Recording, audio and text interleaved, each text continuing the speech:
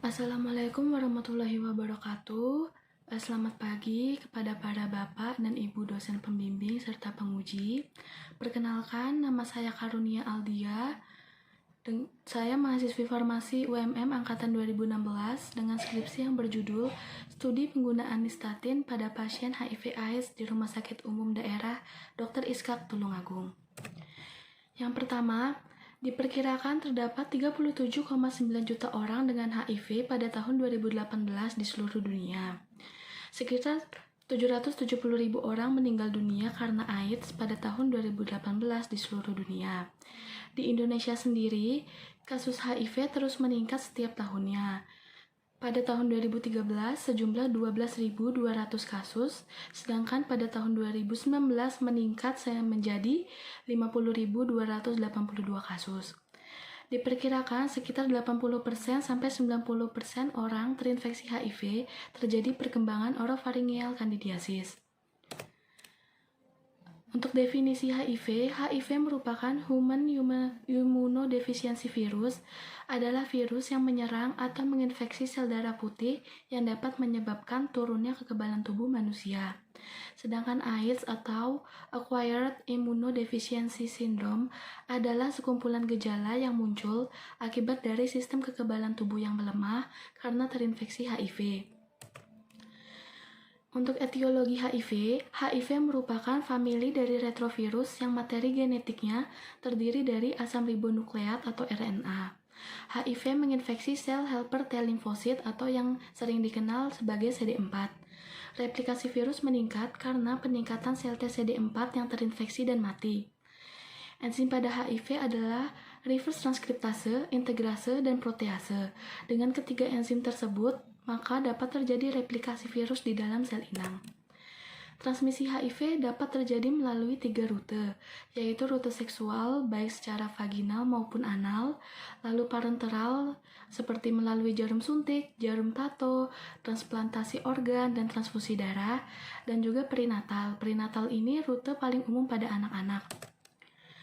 Untuk patofisiologi HIV-nya adalah yang pertama, virus HIV menempel pada molekul CD4 dengan bantuan glikoprotein 120 yang terdapat pada selubung virus HIV. Glikoprotein ini menempel pada reseptor CD4 dan koreseptor CCR5. Lalu pada tahap selanjutnya adalah terjadi tahap entry dan uncoating. Tahap ini terjadi pelarutan lapisan atau pelarutan cairan yang melindungi RNA virus. Dan pada tahap ini seluruh isi virus seperti inti sel, RNA, dan enzim-enzim virus HIV masuk ke dalam sel inang. Lalu terjadi pelepasan satu rantai tunggal RNA virus ke dalam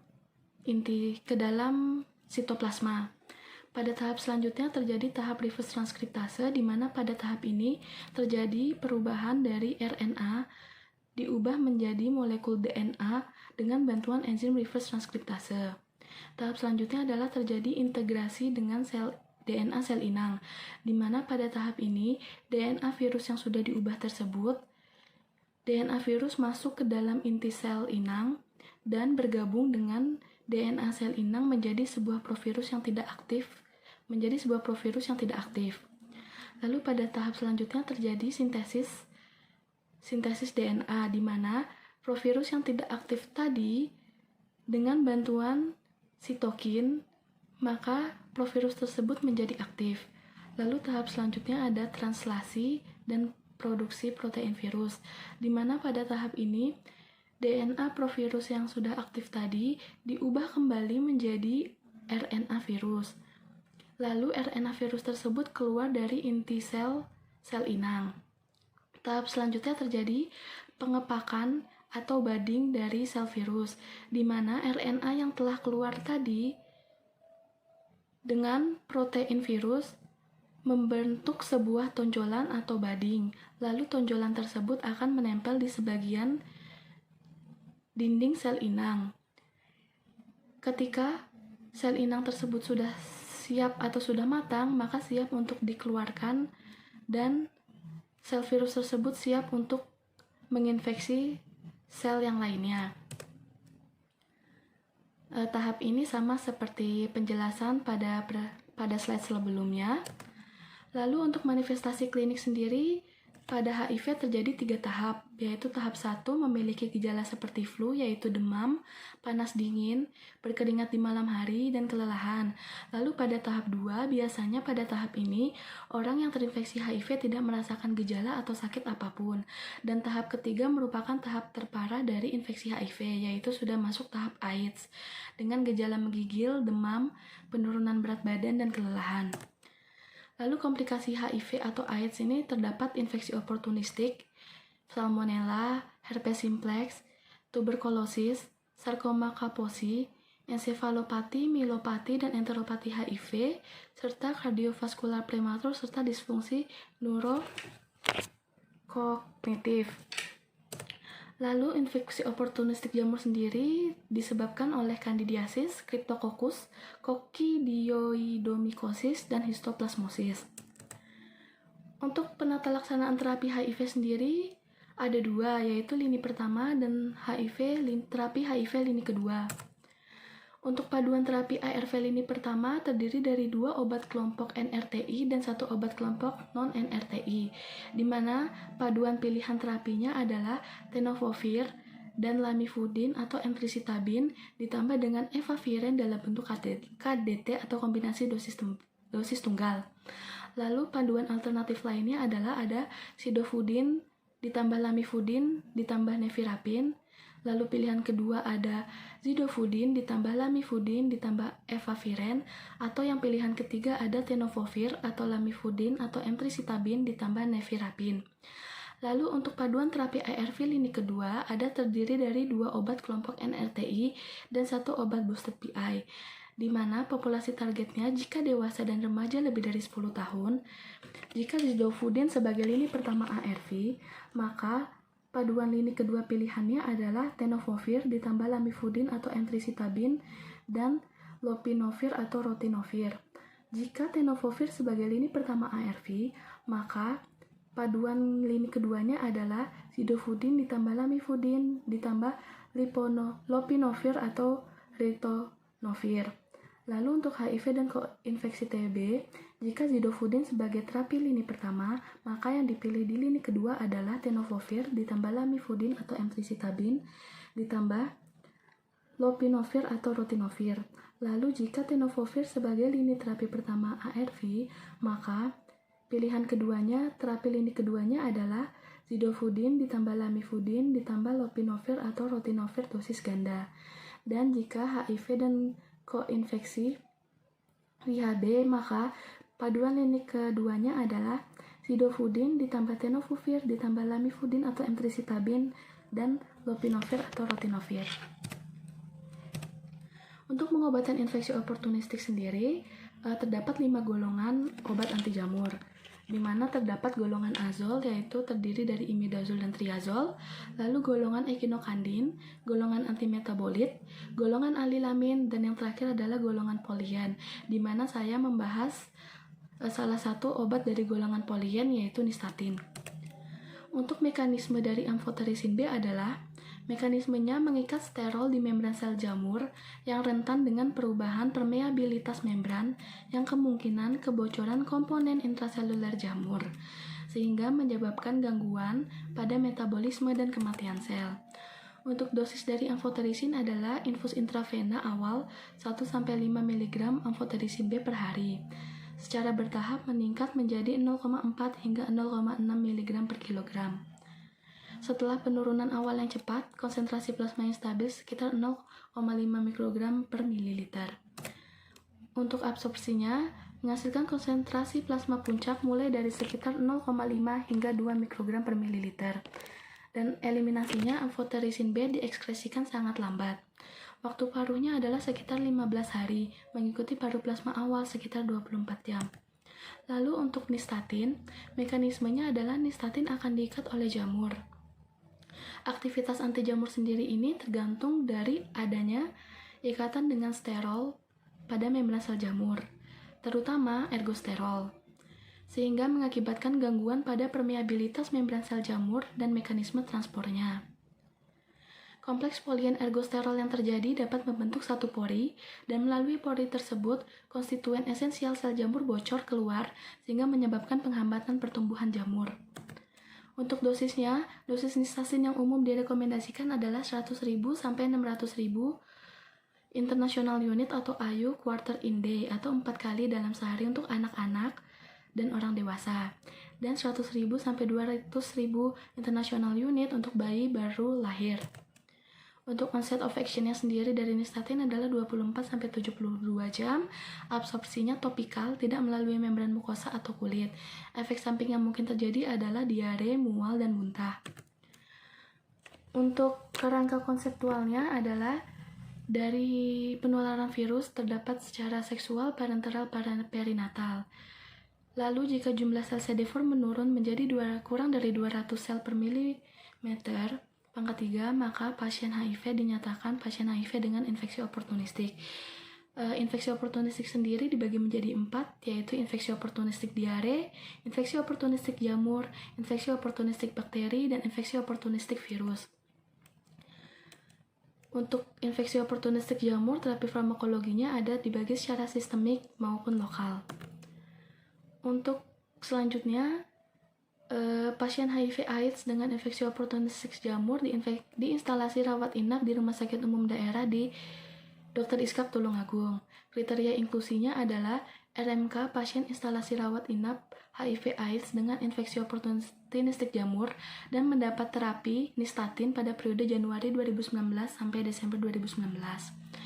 Untuk data demografinya seperti nama, jenis kelamin, usia, tanggal masuk rumah sakit, dan keluar dari rumah sakit. Lalu untuk diagnosis seperti data klinik dan data lab. Dan pola penggunaan nistatin meliputi indikasi, dosis, frekuensi, pemberian, dan lama terapi. Lalu melakukan pencatatan rekam medik, pengumpulan data, dan yang terakhir adalah melakukan analisis data.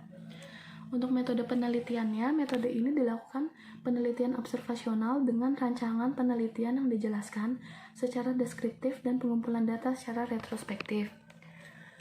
Untuk populasinya adalah RMK pasien HIV/AIDS dengan infeksi oportunistik jamur yang mendapat terapi anti jamur nistatin yang menjalani rawat inap di Rumah Sakit Umum Daerah Dr. Iskak Tulungagung. Lalu selanjutnya, untuk hasil penelitian, populasi RMK pasien HIV/AIDS di instalasi rawat inap RSUD Dr. Iskak Tulungagung periode Januari 2019 sampai 31 Desember 2019 sebanyak 29 pasien. Di sini didapatkan sampel sejumlah 77 pasien, di mana 20 sampel termasuk dalam inklusi dan 48 sampel termasuk dalam kriteria eksklusi. Untuk hasil penelitiannya dari data demografi jenis kelamin, di sini bahwa dijelaskan laki-laki merupakan jenis kelamin terbanyak yang menderita HIV, yaitu sebanyak 72% dibandingkan perempuan yang hanya 28%. Hal ini dikarenakan pria lebih rentan karena hubungan seksual, terutama pada homoseksual maupun heteroseksual, penggunaan narkoba injeksi, serta penggunaan alat tato. Pada tahun 2018, di antara semua orang dewasa dan remaja yang didiagnosis terinfeksi HIV, laki-laki sebanyak 79% dan wanita 19% di Amerika Serikat. Lalu untuk kelompok usianya, kelompok usia yang paling banyak adalah kelompok usia 25-49 tahun, yaitu 66%, di mana kelompok usia tersebut masuk dalam kelompok usia produktif. Usia produktif rentan tertular karena penyalahgunaan narkotika, hubungan seksual bebas, penggunaan jarum suntik yang tidak steril, serta transfusi darah yang tidak steril. Dan juga pada usia produktif, fungsi reproduksi masih aktif sehingga penularan melalui secara seksual terjadi lebih cepat, terutama jika memiliki gaya kehidupan seksual yang bebas.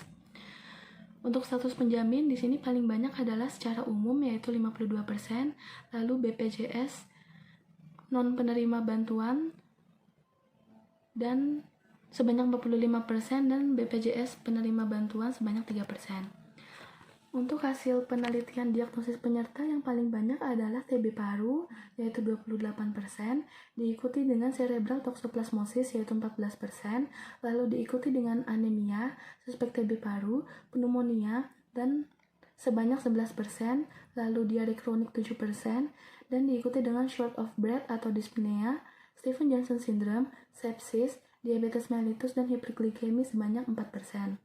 1,5 juta kematian yang diakibatkan TB paru dan terdapat 214.000 kematian diakibatkan TB paru dengan HIV. Indonesia merupakan negara dengan peringkat ketiga setelah India dan Cina dalam kasus TB paru. Untuk persentase terapi obat lain yang digunakan, paling banyak adalah menggunakan antibiotik yaitu 25%, diikuti dengan anti tukak lambung 21%, dan analgesik antipiretik 17%, lalu antiemetik 10%, mukolitik 7%, antifungi 5%, dan analgesik narkotik, antivirus, dan antituberkulosis sebanyak 4%, dan antidiare dan obat topikal sebanyak 2%. Untuk pola penggunaan nystatin, di sini terdapat secara tunggal sebanyak 63%, dan secara kombinasi terdapat 37%. Tujuan penggunaan terapi kombinasi sendiri adalah untuk mengoptimalkan terapi pengobatan pada pasien. Terapi kombinasi diberikan apabila terapi tunggal dirasa kurang efektif. Untuk pola penggunaan nystatin tunggal, di sini totalnya terdapat 34 pasien, di mana setiap pasien bisa memiliki lebih dari satu penyakit penyerta. Contoh dari pola penggunaan nystatin tunggal adalah pada pasien sampel nomor 6, di mana pada awal masuk sampai akhir masuk pasien tekanan darahnya di bawah kadar normal. Untuk nadi, respiratory rate, dan suhunya masuk rentang normal. Pasien didiagnosa HIV dengan anemia. Di sini eritrosit atau sel darah merah pasien pada tanggal 12 dan 14 ini cukup rendah, hemoglobinnya juga cukup rendah. Dan untuk CD4-nya hanya sejumlah 15 dari 500 sampai 1600 sel per milimeter pangkat 3. Dan untuk antites HIV-nya ini sendiri reaktif. Untuk profil pengobatan pasien diberikan infus dextrose dan natrium klorida, lalu injeksi metoclopramid sebagai antiemetik, omeprazol sebagai anti tukak lambung, cotrimoxazole sebagai antibiotiknya, dan nystatin drop sebagai anti jamurnya. Untuk pola penggunaan kombinasi 2, di sini yang paling banyak adalah pola penggunaan nystatin drop 3x4 gute dengan injeksi fluconazole 1x200 mg secara IV. Untuk pola penggunaan kombinasi 2 digunakan pada 19 pasien, di mana setiap pasien bisa memiliki lebih dari satu, di mana setiap pasien bisa mendapatkan pola terapi lebih dari satu pola terapi. Lalu untuk pola penggunaan kombinasi, contohnya adalah ada pasien didiagnosa dengan HIV, diare, dan kandidiasis. Keluhan utamanya adalah diare, sariawan, dan nafsu makan menurun. Untuk data kliniknya, tekanan darah pasien dari awal masuk hingga keluar masuk di bawah kadar normal. Untuk nadi, respiratory rate, dan suhunya masuk dalam kadar normal. Sedangkan untuk data labnya, nilai CD4 hanya 39 dan tes HIV-nya menunjukkan reaktif. Untuk obatnya sendiri, pasien mendapatkan infus natrium klorida sebagai terapi cairan, lalu injeksi omeprazol sebagai anti tukak lambung, injeksi ondansetron sebagai antiemetiknya, lalu injeksi santagesik sebagai analgesik antipiretik, dan untuk anti jamurnya sendiri ada injeksi fluconazole dan sucralfate sebagai anti tukak lambung, atau pulgit anti diare, nystatin drop anti jamur, dan cotrimoxazole sebagai antibiotik. Untuk pola penggunaan switching di sini terdapat 17 pola penggunaan switching dengan setiap satu pola pada satu pasien, di mana ada pergantian anti jamur dari tunggal ke tunggal dengan dosis yang berbeda, lalu dari kombinasi 2 ke tunggal, kemudian kembali ke kombinasi 2, kombinasi 2 kemudian balik ke tunggal, dan yang terakhir ada dari kombinasi 2 ke tunggal, lalu kombinasi 2 dan kemudian ke tunggal. Untuk lama penggunaan nystatin, paling banyak adalah kurang dari 6 hari yaitu 59%, dan 7-14 hari 41%, dan lebih dari 14 harinya tidak ada. Sedangkan untuk kondisi keluar dari rumah sakit, Untuk membaik mendapatkan hasil yang paling banyak yaitu 97%, tidak ada perubahan 3%, dan yang meninggal tidak ada. Kesimpulannya adalah pola penggunaan nystatin tunggal pada 34 pasien sebanyak 63% dan kombinasi pada 20 pasien sebanyak 37%. Lalu pola penggunaan nystatin tunggal paling banyak adalah nystatin drop 3 kali 4 gute per oral pada 8 pasien 23%, dan kombinasi adalah nystatin drop 3 kali 4 gute per oral ditambah injeksi fluconazole 1 kali 200 mg IV pada 5 pasien sebanyak 26%. Dan pola penggunaan switching terapi anti jamur diterima oleh 17 pasien. Untuk saran diharapkan rumah sakit dapat membuat kebijakan tentang variasi regimen dosis nystatin yang digunakan. Dikarenakan semua literatur menggunakan satuan internasional unit bukan gute. Pendosisan dengan gute tidak sesuai literatur dan pedoman. Oleh karena itu, regimen pemberian dosis nystatin di Rumah Sakit Umum Daerah Dr. Iskak harus distandarkan sesuai pedoman dan literatur. Lalu, pencatatan rekam medik kesehatan sebaiknya dilakukan secara lengkap dan jelas, sehingga dapat memberikan informasi yang lebih akurat sebagai sarana dokumentasi, edukasi, dan peningkatan mutu pelayanan rumah sakit. Terima kasih atas presentasi, atas perhatian yang telah diberikan kepada Bapak dan Ibu dosen pembimbing dan penguji. Mohon maaf apabila ada salah kata. Wassalamualaikum warahmatullahi wabarakatuh.